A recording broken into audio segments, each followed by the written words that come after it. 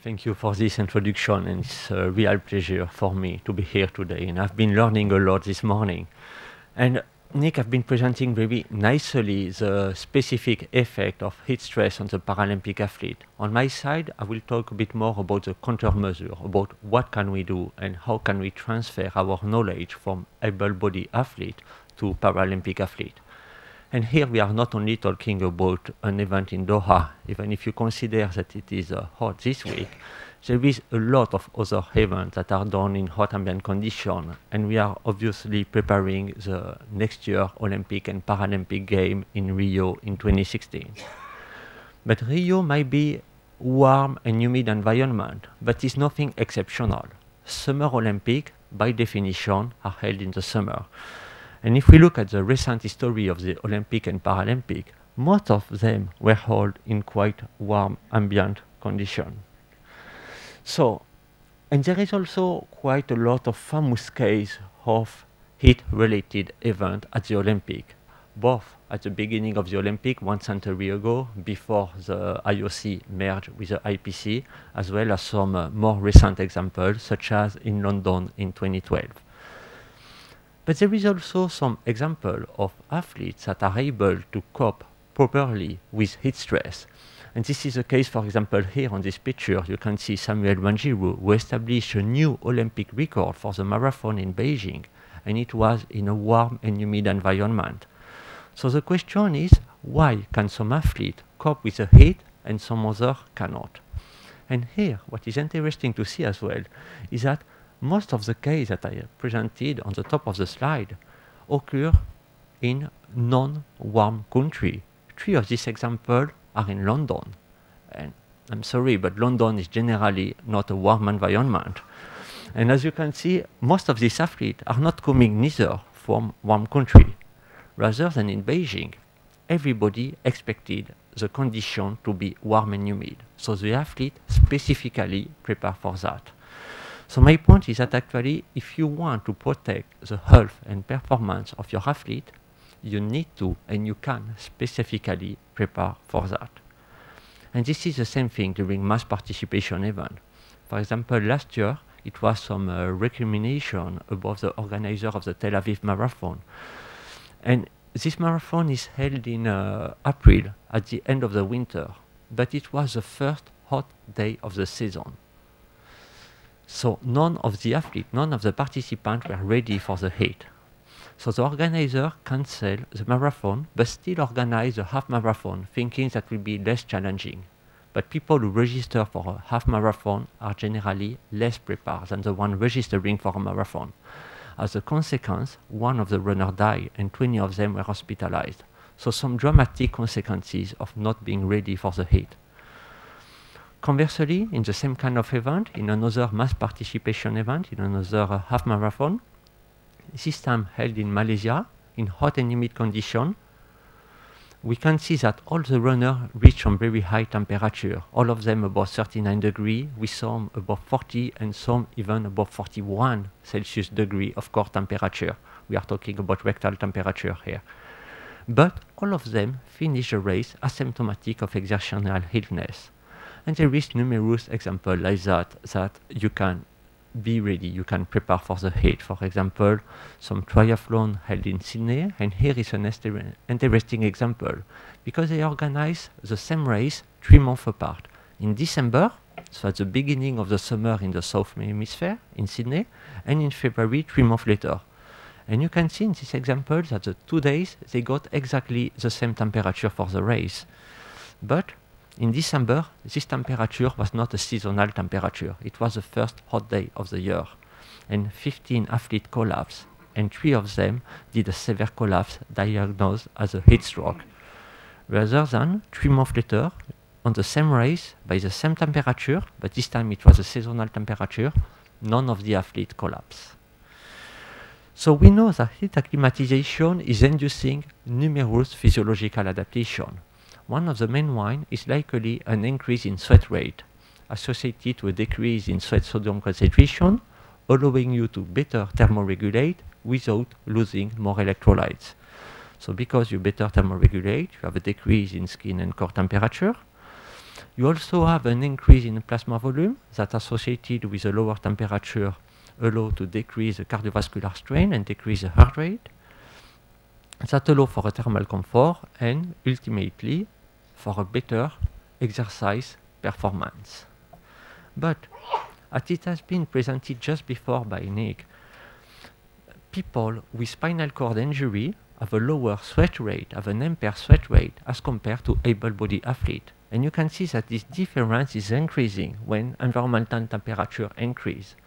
So then we can wonder, can Paralympic athletes with a lower or an impaired sweat capacity will really benefit of increasing the sweat rate? Will they really get this adaptation with heat acclimatization? So will heat acclimatization be useful for this population?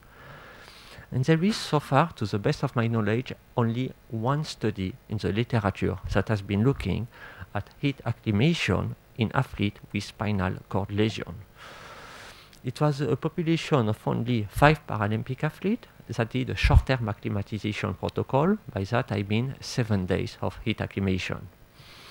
And the author observed a decrease in heart rate and a decrease in temperature following 7 days of acclimation.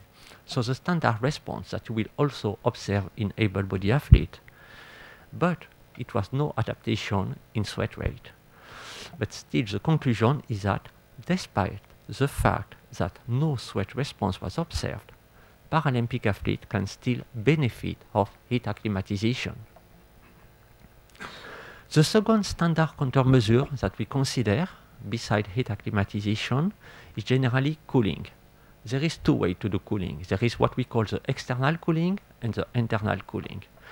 External cooling, the theory behind the usefulness of external cooling is coming from some laboratory study in which they did some cold water immersion, so whole body immersion in cold water, before to do some cycling exercise. And when you do some pre-cooling with cold water immersion before cycling in the heat, you can sustain the exercise for a longer period of time. However, in this kind of laboratory study, as you can see on the right part of the slide, you can see as well that athletes are starting to exercise with a very low heart rate. So they start with a lower temperature, but they also start with a lower heart rate, because straight after the cooling, you start to exercise. And this is kind of impossible to do in a practical setting.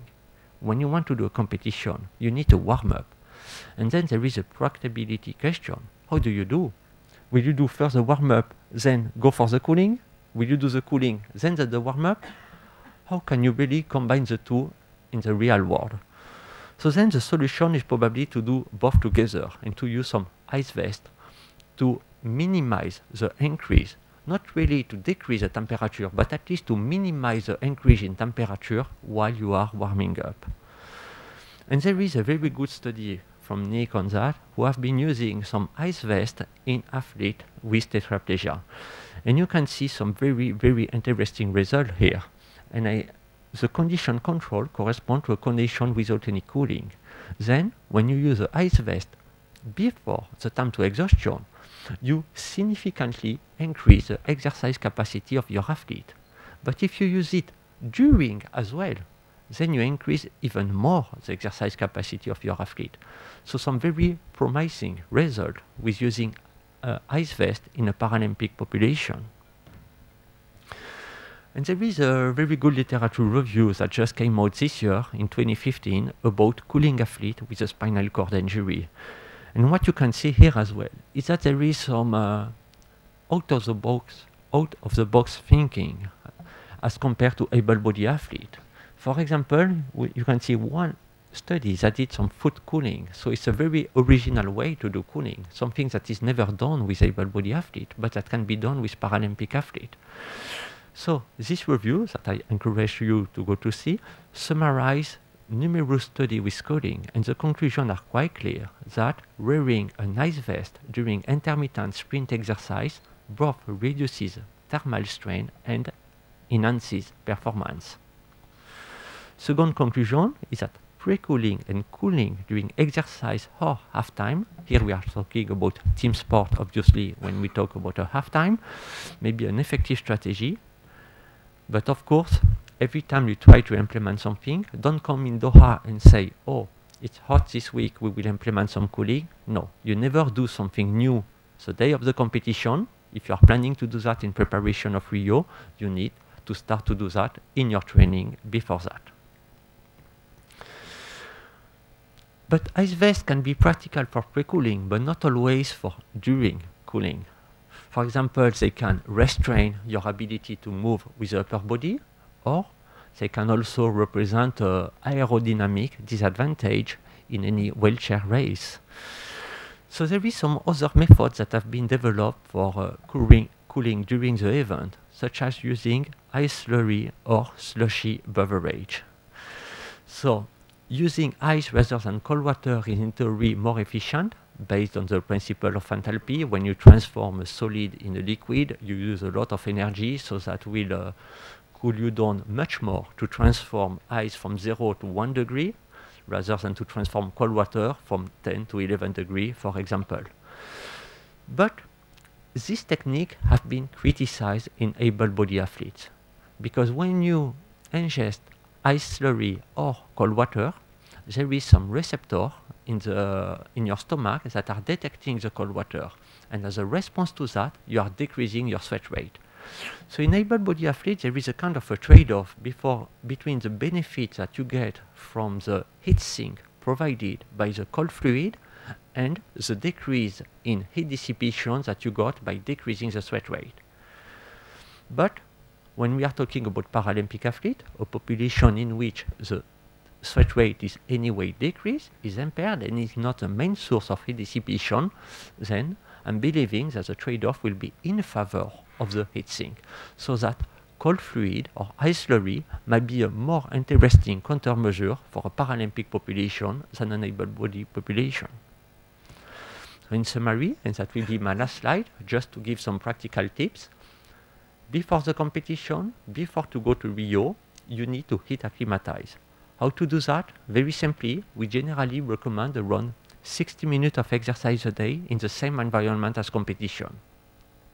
It is not always possible to do that in the same environment as competition, as you cannot always travel in advance to the competition venue. So if you cannot do that, just use a plan B, use a hot room. It's very easy to simulate heat. Just put some heater in a room in which you are training. It's one of the most easiest things to simulate heat. Your aim is to increase core and skin temperature and to try to stimulate some sweating. You do that for a few days, that will be better than nothing, but 1 week to obtain most of the adaptation, and because not all of the athletes are adapting at the same rate, if you go for 2 weeks, then you're pretty sure that all of the athletes from your team will be adapted. Then, once you are at the competition venue, consider some cooling methods. Consider both external cooling, for example during warm-up with ice vest, and then some internal cooling during the event using some ice slurry or some cold drink. But obviously, before to try that, during a competition, try it at training and do not try anything new the day of the competition. Thank you.